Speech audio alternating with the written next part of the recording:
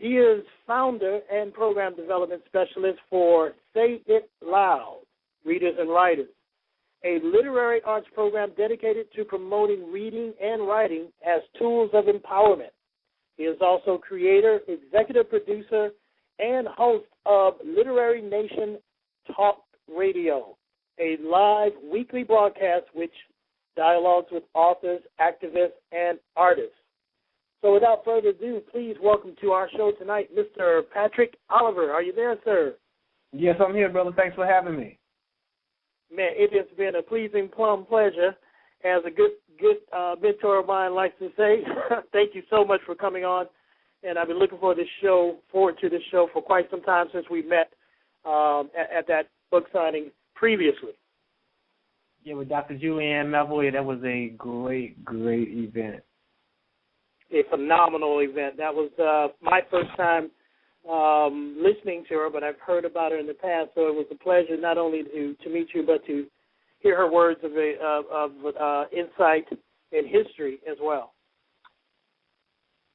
Yeah, she is definitely one of the country's most top scholars in that particular area in terms of Black economic history and just economics altogether. World economics, local, national. I mean, that's her area of expertise. Absolutely. Well, Ms. Oliver, as we get started, tell us what projects Say It Loud engages in and how it was created. Mm-hmm. I grew up around books, and I should say newspapers. My grandfather was an avid reader. In the mornings, I used to see him read the newspaper, and he always had this gift of gab or conversation. Other elders in the community used to always rely on him for information. And later in life, it hit me that that knowledge, that gift for gab, came from his reading, and it was just basically reading that. At that time, newspapers were 10 cents.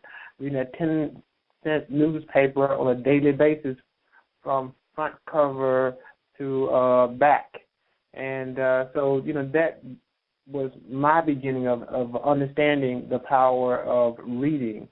So, as I grew older, that love got better because not only did I see what reading could do, other family members also saw that as well. Particularly my older sister who was an avid reader. The same thing happened with her. So she used to always, collect magazines, books, and always bring them home. And so, books were always around. Ebony magazines were always around. Jet magazines were always around. Final Call. All kind of, at the time, Muhammad Speaks were always around our household. It was just something to pick up and read because back in the day, there was only maybe 3 or 4 channels that we could look at.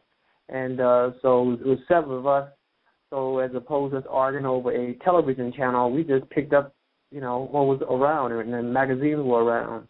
I mentioned, Ebony and Jet, magazines that, reflected people that looked like us. Back in the day, Ebony magazine had all these wonderful articles about Black folk. It didn't have as many advertisements as they do now in the magazine that promotes cosmetics. Back in the day, they primarily promoted, cosmetics produced by Black folks. So you always saw these wonderful images of Black folks. So for us, in my family, we were excited to see the next month of that Black publication.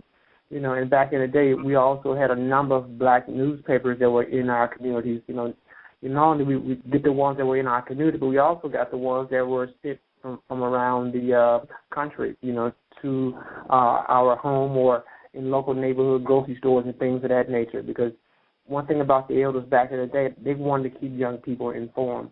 So that was my beginning of having a love of literature, was community-based, family-based, and just from that, I just want to see other young people have that opportunity. So I started working with different community organizations in Little Rock, Arkansas, around after-school programs.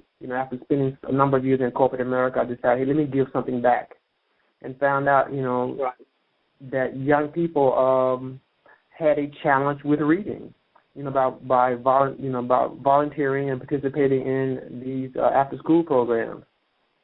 So one program, had an opening for somebody to be a program director. At the time, I was between jobs, had left corporate America.